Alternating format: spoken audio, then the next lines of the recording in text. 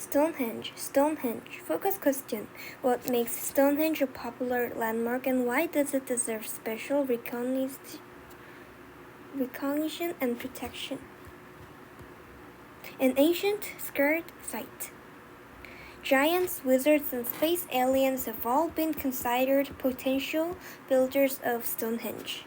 Once a person sees this monument made of great stones in southern England, it's easy to understand why.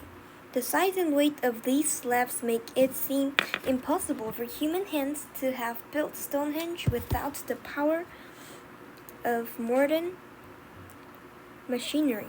The monument dates from a time before any written history, which adds to its mystery. People have been studying Stonehenge for hundreds of years. In that time, archaeologists have developed scientific theories instead of supernatural explanations. They've excavated the site for clues about its history, creators, and possible purposes.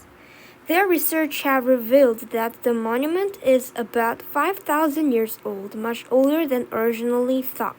It was constructed during the Neolithic period around 10,000 to 2050 BC.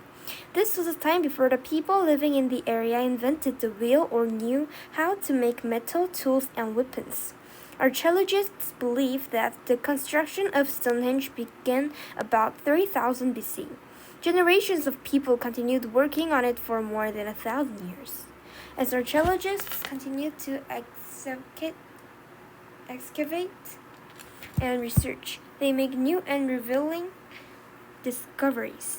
They're still amazed by what these ancient people built. The monument. Stonehenge is a monument made of earth and enormous stone slabs called megaliths. It's not nearly as tall as the Eiffel Tower or as big as Mexico's Pyramid of the Sun. Still, the site inspires awe in the thousands of tourists who visit each day. Much of the mystery of Stonehenge comes from its ancient origins. Circles inside of circles form the monument's design. The outer ring is a ditch around an embankment of mounded soil. Within that ring is a circle of sandstone slabs called Circin stones. Stone lintels lie across the tops of the standing Circin stones and once connected all of them together.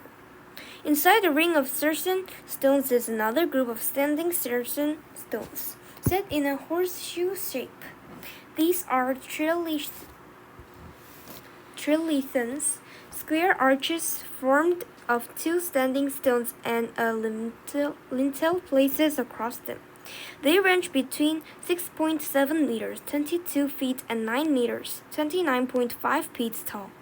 Smaller boulders made of bluestones, a type of coarse rock called dolerite, also lie within the Circin circle. The largest bluestone weighs about 2,194 kilograms, 6,600 pounds. Stonehenge was not the only monument of its kind. Archaeologists have discovered individual stones and other monuments nearby. The landscape of Stonehenge. Stonehenge is located in Salisbury Plain, an area of hills and grassy flatlands in southern England. Evidence suggests people have been living in this area for more than 10,000 years. Back then, trees covered the area and animals roamed freely. People were hunter-gatherers, hunting game such as deer and gathering roots and nuts. Experts speculate these Neolithic people may have considered the area sacred because of its wealth of food. A project from the ages. Gradually, beginning around 7,500 to 4,600 BC, the culture shifted from hunting and gathering to farming. Agriculture made it possible to produce more food more reliably. With enough food, people could spend less time working the fields. This left more that time to work together on projects like Stonehenge. Experts consider the transport of the giant stones of Stonehenge to be one of the great engineering feats on Stone Age people. They believe the giant Circen stones came from about 32 to 48 kilometers, 20 to 30 miles away.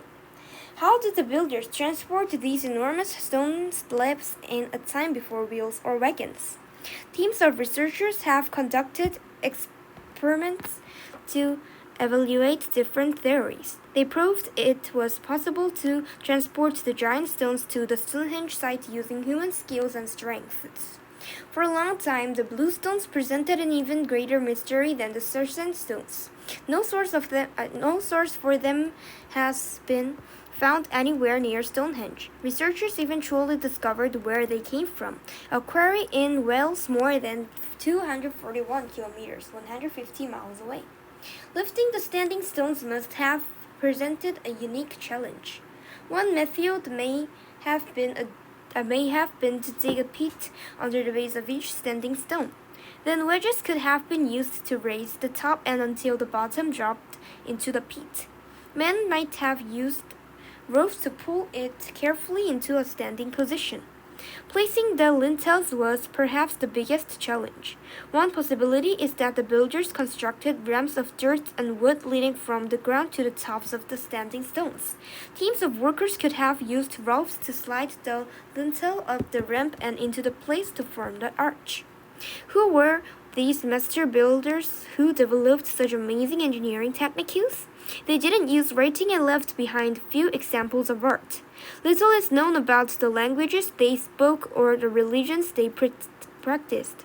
Everything we know about them has been pieced together from evidence discovered by archaeologists. Chemical tests performed on human skeletons buried near the site offer some clues. Some of the people who built Stonehenge seem to have migrated there from Wales and other lands. By testing the teeth of one skeleton, archaeologists learned that the men have traveled from mainland Europe some 1,126 kilometers, 700 miles away.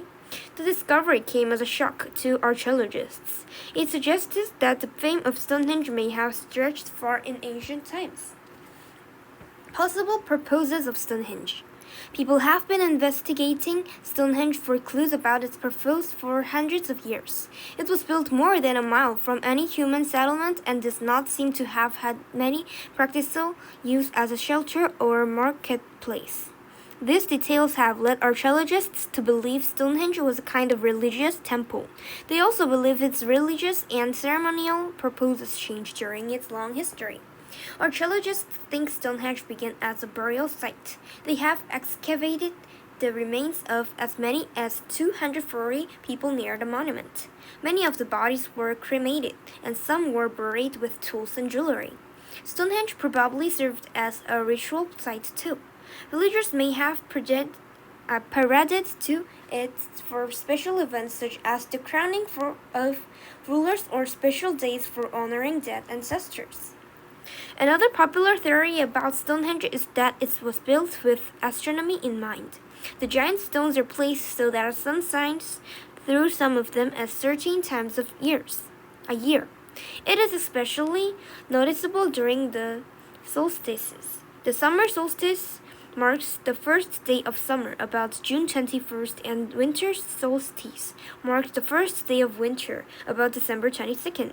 In a way, the monument functions like a giant clock marking the seasons. This was important information for ancient farmers as they planned the planting of crops. In recent years, archaeologists have speculated about another purpose for Stonehenge. They believe it might have been a large community project to unite people in the area.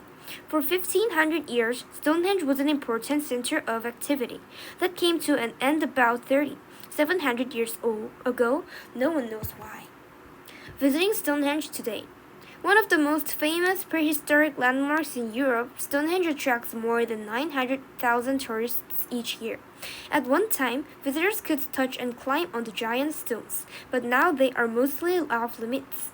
By 1900, many of the standing stones had fallen over, so British heritage groups decided to reconstruct the fallen stones using archaeological evidence. Giant cranes lifted the stones. Some standing stones were anchored in concrete. The restorers hoped these restorations would give the public a better idea of the monument's original appearance. Wowzer. At Stonehenge's visitor center, tourists can see what life was like in England 4,500 years ago. Thatched roof huts have been built in using authentic materials and techniques. Volunteers show visitors ancient crafts and skills such as rope weaving, pottery making, and stone knapping. The process of chipping flints to make stone tools. A wonder of the ancient world. Archaeologists continue to investigate the Stonehenge site. They use the latest technology such as magnetometers that detect magnetic fields, laser scanners that measure potential archaeological sites precisely, and ground-penetrating radar that can detect artifacts and structures hidden underground. These advances allow archaeologists to make new discoveries faster by showing them exactly where to dig. The United Nations Educational, Scientific, and Cultural Organizations (UNESCO) named Stonehenge a World Heritage Site worthy of special recognition and protection. Stonehenge will continue to amaze people for thousands of years to come. Without a time machine, we'll never know exactly why and how Stonehenge was built. However, that won't keep visitors from being amazed at the minds and strength and the teamwork required to